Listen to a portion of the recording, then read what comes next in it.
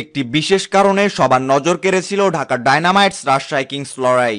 এই ম্যাচে নিজ নিজ মায়ের নাম লেখা জার্সি পরে খেলতে নেমেছিলেন রাজশাহীর ক্রিকেটাররা।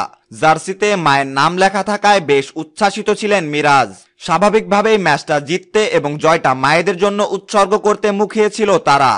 অবশেষে তাদের লক্ষ্য পূরণ হয়েছে। ঢাকা ডায়নামাইটসদের 20 রানে হারিয়েছে কিংসরা। বিপিএলে 2019-এ রীতিমতো উড়ছিল সাকিব বাহিনী।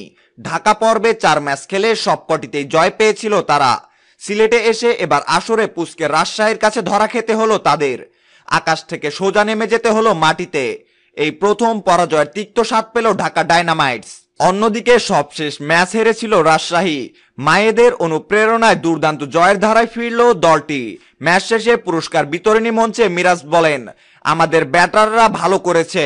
বিশেষ করে মার্শাল আইয়ুব ও নাফিসের কথা উল্লেখ করলেন তিনি আরো উল্লেখ করেন, আমাদের লোয়ার অর্ডাররা ভালো করতে পারেনি। আশা করছি সামনের ম্যাচগুলোতে তারা আরো ভালো করবে। শেষ দিকে আরো কিছু রান যোগ করতে পারলে হয়তো আমাদের স্কোরটা আরো বড় হতো। তবে ম্যাচ জিততে পারায় আমরা খুবই খুশি। আশা করছি সামনের ম্যাচগুলোতেও দলের জয়ের ধারা অব্যাহত থাকবে।